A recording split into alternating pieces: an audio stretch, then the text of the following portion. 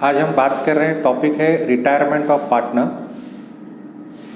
और इसमें क्या है कि 3 पार्टनर्स हैं, मान लीजिए एक्स वाई एंड जेड, और जेड फॉर्म छोड़ के गया तो वो अपना कैपिटल तो वापस लेके ही जाएगा, प्लस इन तीनों ने जब बिज़नेस स्टार्ट किया था तो उस वक्त बिज़नेस को कोई नहीं जानता था, और आज की डेट में बिज़नेस की काफ़ी अच्छी रेपुटेशन है, गुडविल क्रिएट हुई है, तो उसमें रिटायरिंग पार्टनर का भी शेयर है। तो जब रिटायरिंग पार्टनर फॉर्म छोड़ के जाएगा, फॉर्म से रिटायर्ड होता है, तो ये गुडविल की वैल्यूएशंस करते हैं। तो अभी हम देखेंगे कि 4 कंडीशंस हैं हमारे पास गुडविल, तो कैसे सॉल्व करनी है अब देखते हैं।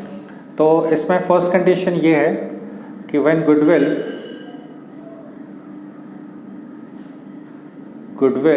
Is raised up to retiring partner shares only. Goodwill is raised up to retiring partner shares only. मतलब इन्होंने गुडविल का वैल्यूएशन किया है, लेकिन सिर्फ उतना ही किया है जितना रिटायरिंग पार्टनर का शेयर गुडविल में है। तो इसकी जर्नल एंट्री आएगी। अगर आप जर्नल एंट्री कर रहे हैं तो इसकी जर्नल एंट्री होगी goodwill account debit, goodwill assets है तो इसलिए डेबिट कर रहे हैं, goodwill account debit to retiring partner shares, retiring partners capital. Question में दिया रहेगा कि रिटायरिंग पार्टनर का गुडविल कितना है, ठीक है। सो इसके बाद अगर इसको लेजर में करना होगा तो हम कैसे करेंगे। लेजर में करना होगा तो हम पार्टनर्स कैपिटल में, मान लीजिए ये पार्टनर्स कैपिटल अकाउंट है, इसमें 2 साइड है, ये डेबिट साइड है और ये क्रेडिट साइड है, और 3 पार्टनर्स के ये कॉलम है। तो आप क्रेडिट साइड लिखेंगे बाय गुडविल, क्योंकि गुडविल सिर्फ रिटायरिंग पार्टनर का है, तो हम ये मान के चलते हैं कि थर्ड पार्टनर इज रिटायर्ड, तीसरा पार्टनर रिटायर्ड हुआ है, तो आप सिर्फ रिटायरिंग पार्टनर के कॉलम में लिखेंगे, बाकी 2 पार्टनर्स के कॉलम में आप नहीं लिखेंगे। अगर गुडविल रेज्ड की है up to retiring partner shares only, तो पार्टनर्स कैपिटल में क्रेडिट साइड ओनली सिर्फ रिटायरिंग पार्टनर्स के कॉलम में आएगा। और इसकी सेकेंड इफेक्ट जाएगी बैलेंस शीट में, ये लायबिलिटी साइड है और ये एसेट साइड है, तो आप इसको बैलेंस शीट में एसेट साइड लिखेंगे गुडविल, ठीक है।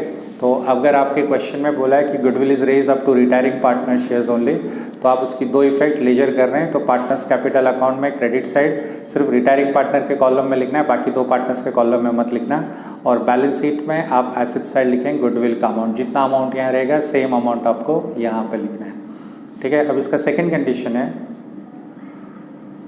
When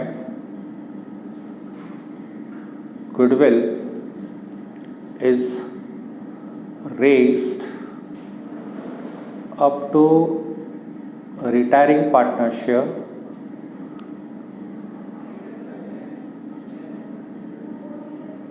and written off। तो फर्स्ट और सेकंड कंडीशन में क्या डिफरेंस है, यहाँ पे राइट ऑफ नहीं किया था लेकिन यहाँ पे आप राइट ऑफ किया है। यहाँ पे गुडविल रेज्ड है up to retiring partner shares only है, बट फर्स्ट में रिटर्न ऑफ नहीं था, यहाँ पे रिटर्न ऑफ है। तो इसकी जर्नल एंट्री पहले तो वही आएगी कि goodwill account debit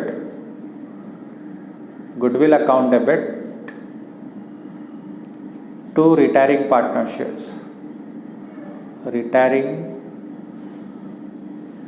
partners share to retiring partner shares, जैसे यहाँ था, लेकिन अब राइट ऑफ हो गई तो एक और इफेक्ट आएगी, 2 इफेक्ट आने वाली। अब राइट ऑफ हो गई तो उल्टा हो जाएगा, अब आपकी एंट्री हो जाएगी जो बाकी के 2 पार्टनर्स हैं, रिटायरिंग पार्टनर को छोड़ के बाकी के जो 2 पार्टनर्स हैं उनके अकाउंट में डेबिट साइड आ जाएगा कंटिन्यूइंग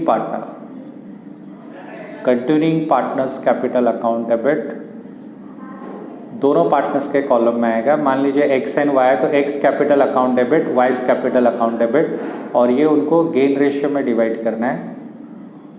गेन रेशियो भी देखते हैं क्या है, टू गुडविल। ये आपकी 2 जर्नल एंट्रीज हैं,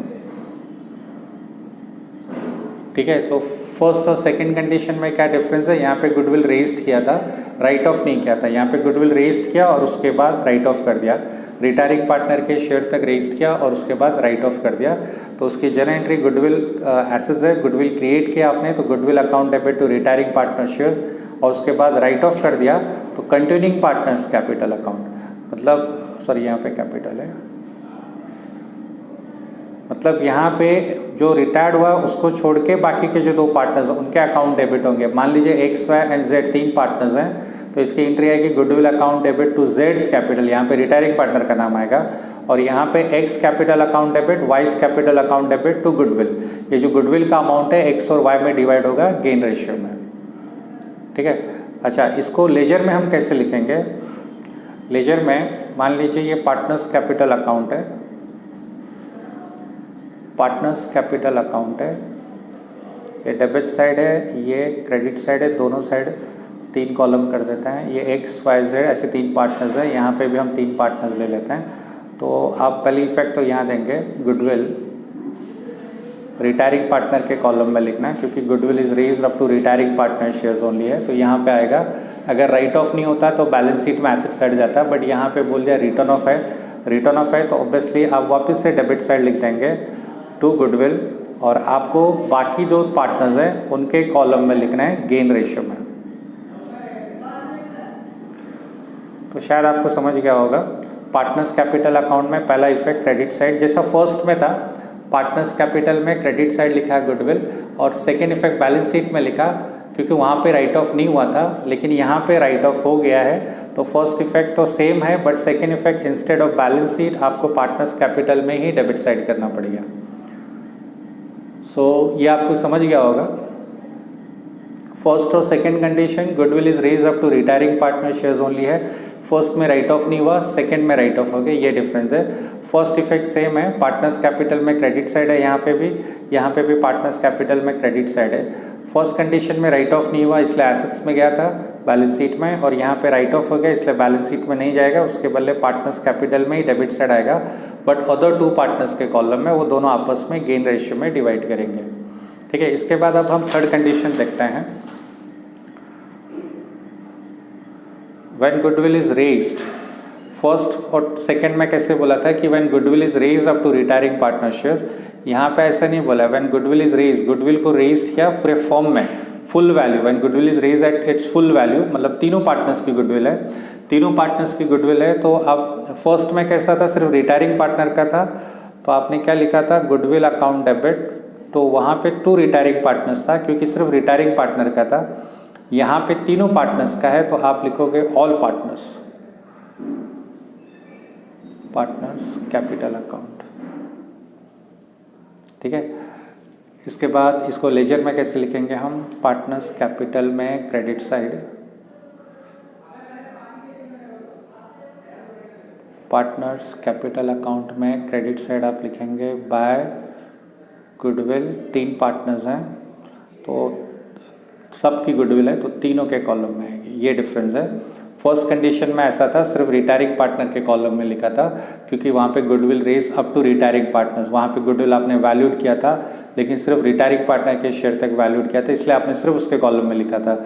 यहाँ पे ऐसा कुछ बोला नहीं कि गुडविल तीनों मतलब सिर्फ रिटायरिंग पार्टनर का है, मतलब ये तीनों पार्टनर्स की गुडविल है, इसलिए आपने तीनों में डिवाइड किया है। तो फ़र्क दिख रहा होगा आपको। और इसकी सेकेंड इफेक्ट जाएगी, इन्होंने राइट ऑफ नहीं किया तो सेकेंड इफेक्ट जाएगी बैलेंस शीट में एसेट साइड, आप यहाँ लिखेंगे गुडविल और एसेट साइड ये आपका अमाउंट आएगा, ये लायबिलिटी साइड है और ये एसेट साइड है। ठीक है। सो ये डेबिट थी और ये क्रेडिट था। अब फोर्थ में देखते हैं, when goodwill is raised and return of, raised किया और उसके बाद रिटर्न ऑफ किया, तो वापस से मतलब रिटायरिंग पार्टनर का नहीं है तो हम इसकी जनरल एंट्री आएगी, पहले गुडविल इज रेज्ड तो उसकी एंट्री आएगी goodwill account debit, goodwill account debit to all partners, मतलब तीनों पार्टनर्स में डिवाइड होगी, उनका जो ओल्ड रेशियो रहेगा उसमें पार्टनर्स कैपिटल मतलब एक्स वाई जेड है तो ऐसा आएगा goodwill account debit to X capital to Y's capital and to जेड्स capital.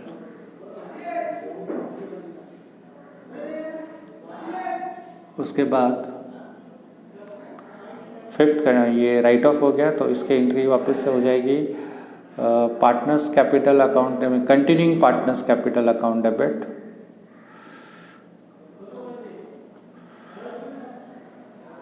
Partners capital account debit to goodwill.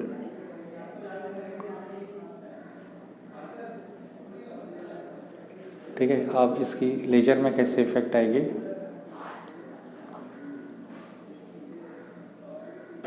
Partners capital account में क्रेडिट साइड आप लिखेंगे गुडविल, क्योंकि पूरे फर्म की गुडविल है, मतलब तीनों पार्टनर्स की गुडविल है, तो तीनों के कॉलम में आएगी। और बाद में जब आप राइट ऑफ करोगे तो यहाँ पे आएगी, लेकिन रिटायरिंग पार्टनर को छोड़ के बाकी के दो पार्टनर्स हैं उनमें आएगी और उनके न्यू रेशियो में आएगी। सो इस तरीके से आपका गुडविल की 4 कंडीशन हो गई। अब गेन रेशियो पे बात करते हैं। गेन रेशियो का फॉर्मूला है gain ratio equal to new ratio minus old ratio. जब पार्टनर रिटायर्ड होता है तो आपको गेन रेशियो कैलकुलेट करना पड़ता है, new ratio minus old ratio. तो एक एग्जांपल लेते हैं इसका। मान लीजिए 3 पार्टनर्स हैं A, B एंड C और इनकी प्रॉफिट शेयरिंग रेशियो थी 4:3:2। ठीक है, तो नॉर्मल केस में यहाँ पे अगर B रिटायर्ड होता है तो इनकी रेशियो 4:2 हो जाती है। ये इनका ओल्ड रेशियो था रिटायरमेंट से पहले। अब B रिटायर्ड हो गया, रिटायर्ड होने के बाद A और C की आपस में रेशियो है इक्वली, तो 1:1 हो गया। तो अब आप गेन रेशियो कैसे कैलकुलेट करेंगे। तो मान लीजिए हम गेन रेशियो कैलकुलेट कर रहे हैं मिस्टर A का। इनका ओल्ड रेशियो था 4:3:2। B जब फॉर्म में था, जब B फॉर्म छोड़ के चला गया तो A और C 2 पार्टनर्स रह गए और इनका इक्वल रेशियो हो गया, मतलब 1:1 हो गया। तो ये आपको रेशियो कैसे कैलकुलेट करना है। न्यू रेशियो A की हम बात करें तो 1:1 मतलब 1/2, और इसका माइनस ओल्ड रेशियो A की हम बात करें तो इसका ओल्ड रेशियो था 4 + 3 + 2 मतलब 9, तो ये हो जाएगा 4/9। अगर आप इसको सॉल्व करेंगे तो 9 × 1 = 9, 4 × 2 = 8 डिवाइड बाय 18, तो ये रेशियो हो गया आपका 1/18। A का न्यू गेन रेशियो 1/18। सिमिलरली अब हम C का कैलकुलेट करेंगे तो C का रेशियो देखिए 1:1 था, मतलब 1/2 था, और C का जो रेशियो था यहाँ पे 2 है, मतलब 4:3:2 है, तो मतलब -2/9। अब इसको सॉल्व करेंगे, 9 × 1 = 9, 2 × 2 = 4, 9 × 2 = 18, तो ये आ गया आपका 5/18। सो A और C का गेन रेशियो हो गया 5:18। तो गेन रेशियो आपको ऐसे निकालना है, बहुत सिंपल है। और एक और चीज़, इंपॉर्टेंट चीज़ ये बता देता हूँ कि गेन रेशियो हर एक सम में नहीं निकालना है आपको। गेन रेशियो आपको कब कैलकुलेट करना है, जब जो पार्टनर कंटिन्यूइंग पार्टनर है उनके रेशियो में कोई फ़र्क पड़ता है क्या, तो ही गेन रेशियो निकालना है। फॉर एग्जांपल अगर मैं यहाँ पे A और C की बात करूँ तो इनका आपस में रेशियो पहले रिटायरमेंट से पहले 4:2 था और अब 1:1 हो गया, तो अलग हो गया। तो रेशियो अगर अलग आता है तो ही गेन रेशियो कैलकुलेट करना है। अगर आपको न्यू रेशियो दिया है क्वेश्चन में and new ratio is different than the old ratio, then you need to calculate gain ratio, otherwise there is no need to calculate gain ratio. Gain ratio तभी calculate करना है जब question में new ratio दिया है और new ratio उनके old ratio से अलग है। अगर न्यू रेशियो नहीं दिया है तो आपको गेन रेशियो कैलकुलेट करने की ज़रूरत नहीं है, और अगर न्यू रेशियो दिया है और वो ओल्ड रेशियो के जैसे ही सेम है तो भी आपको गेन रेशियो कैलकुलेट करने की ज़रूरत नहीं है। आपका ओल्ड रेशियो ही आपका गेन रेशियो आता है। ठीक है, ओके, थैंक यू।